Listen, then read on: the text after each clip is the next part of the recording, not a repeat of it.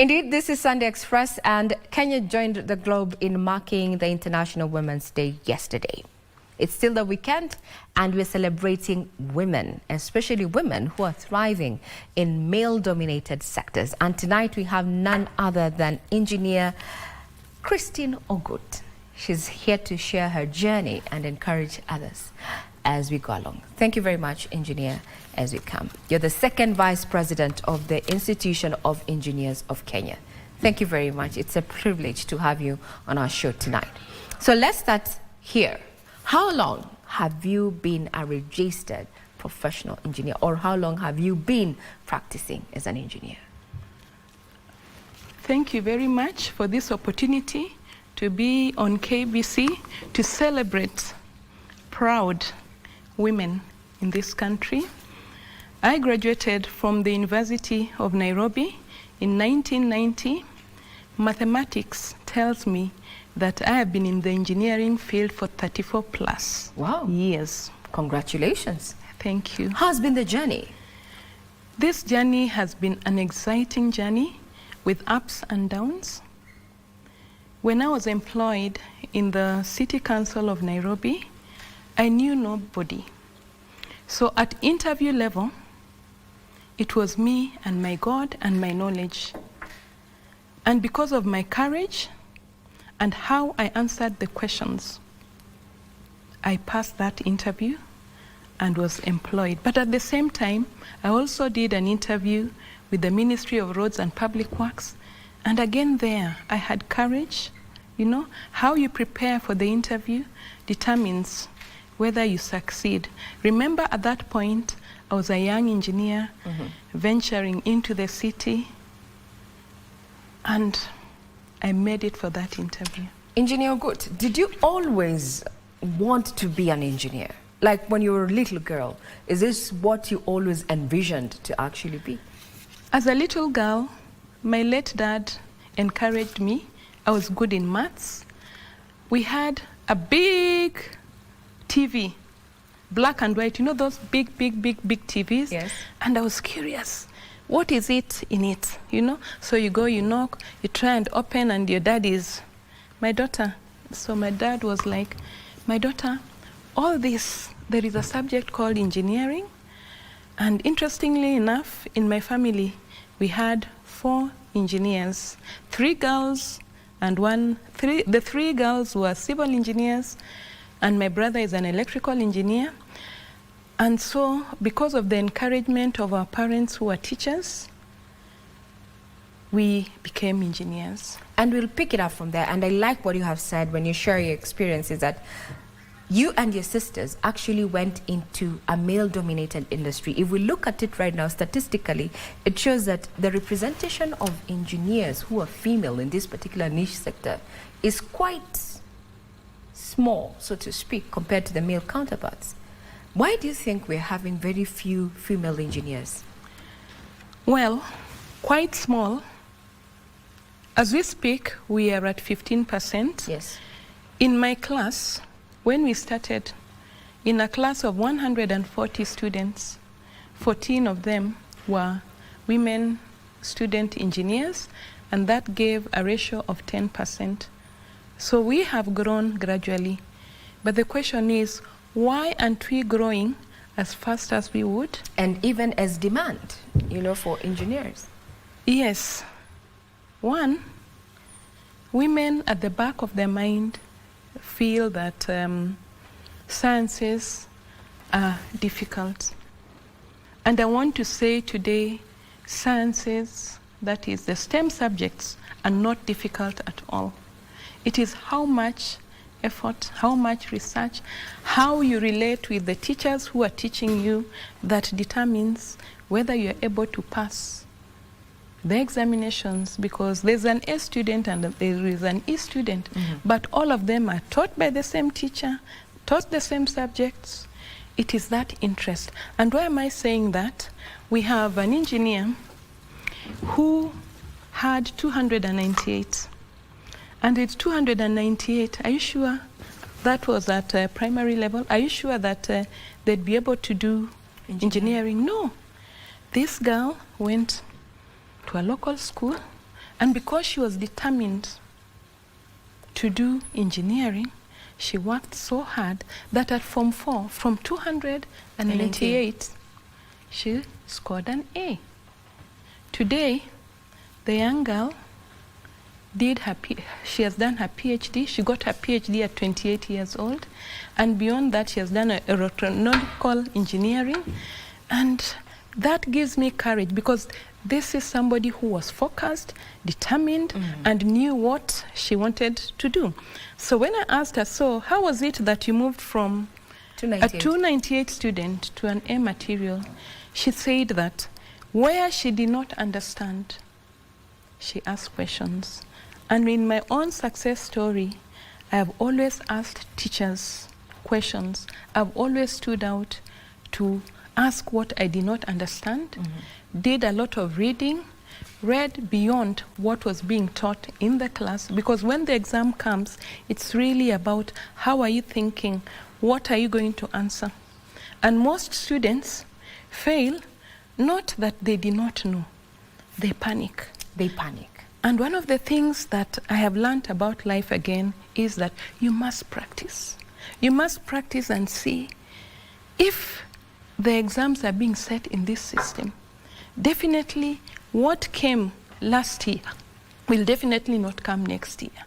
Or even if it comes next year, there'll be a twist. There'll be a change. So you really have to think critically.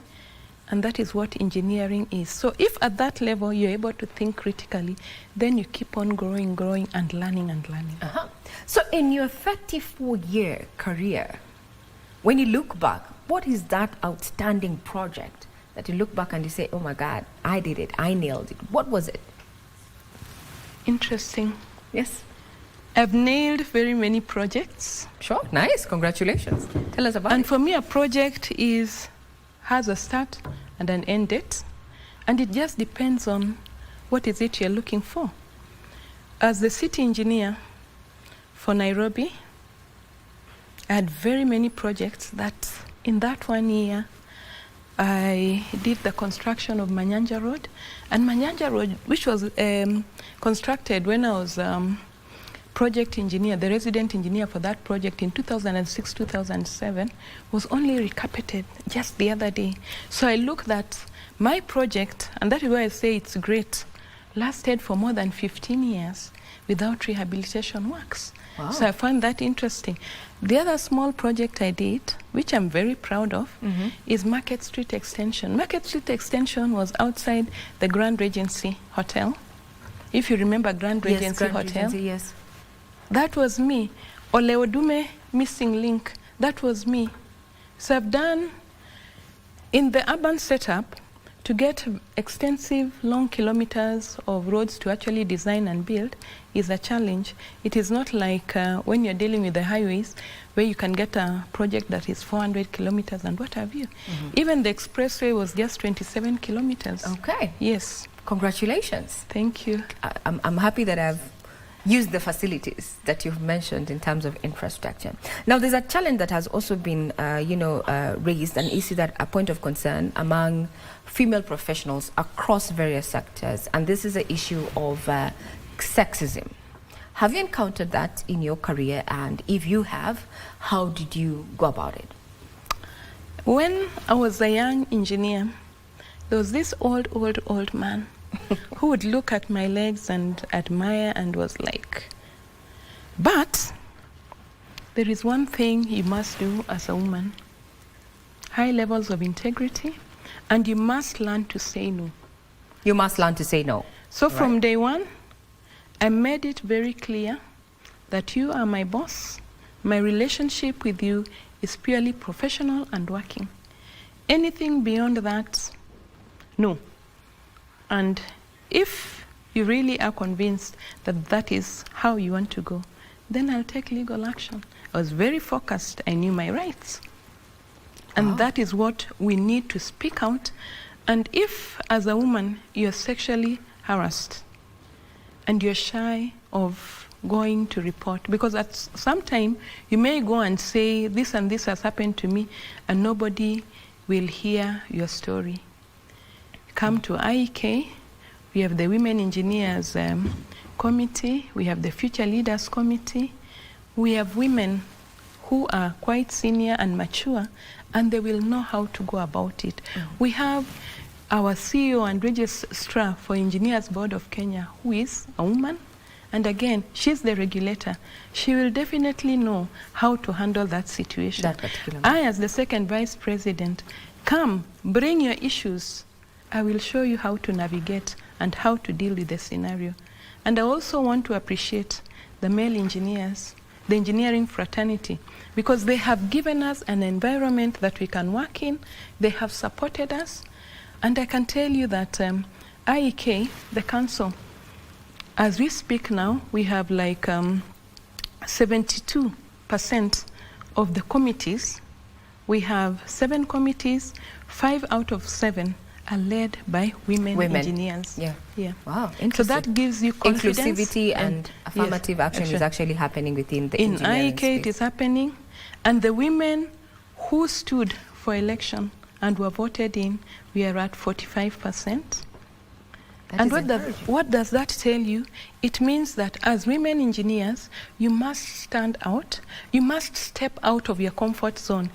If you don't offer yourself for candidature, who will elect you?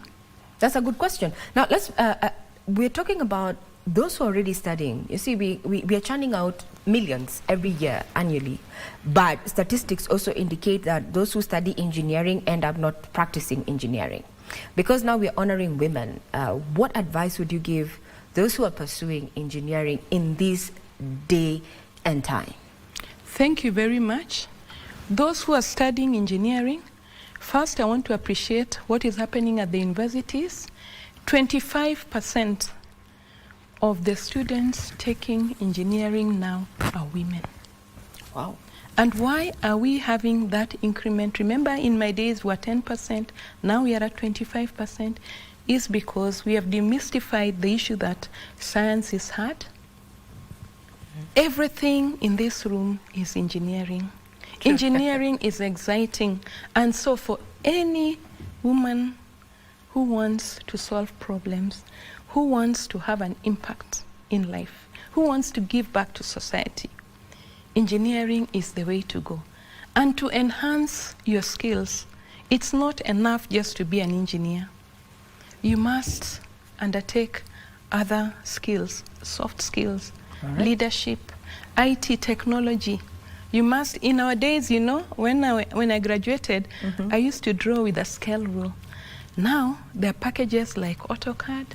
You must learn those. And I want to make a quote. Henry Ford. Henry Ford talks about being young. As long as you are learning, you continue to be young. Anybody stopping to learn, now I'm quoting what he says, is old. So whether you are 20, whether you are 80, if you want to continue being young, you must continue learning. And the other day, I chair the Committee of Engineering Education at IEK, and I was training a gentleman who was 82 years old. So what advice I want to give the younger generations, that once you graduate from the university and you have your degree certificate, your journey now begins. Your journey begins at the point of certificate. Yes. It doesn't end. It doesn't end. So now you've been in this field for 34 years. Yes. What is in the offing for Engineer Christine OGUT, who is the second Vice President at the Institution of Engineers of Kenya, as we bring this to a close? What is in the offing for me is that I aspire that one day I will be the president of the Institution of Engineers of Kenya, and beyond that, I will also do a PhD, because I have learned that if you stop learning at whatever age you are, then you become old. So you'll find that those who have not upscaled their skills, they have not taken other courses in leadership, in software, you know, what has happened to them? They have stagnated and they have become deadwood. So for the young people, engineering is the place to be. Learn more skills. The engineering degree alone is not sufficient to move you to wherever you want to be. You must do other areas so that you are an all-round engineer, and you'll find that as your career progresses and you want to become a CEO, then you must have knowledge in financial issues. You understand? You must be a transformative leader. You must have vision. You must dream big. So for the young ones, please dream big so that as we exit, and you must have passion for your job. I analyze accidents and passion, quality. Those are my brands. Indeed. And we will not water that down. Passion, yes, and quality. That is what is driving Engineer Christine OGUT, who is the second Vice President at the Institution of Engineers of Kenya, on a night when we continue celebrating women who are thriving in a male-dominated industry. You only get old when you stop learning. We take a quick breather. We'll be back with what is happening in the sporting arena.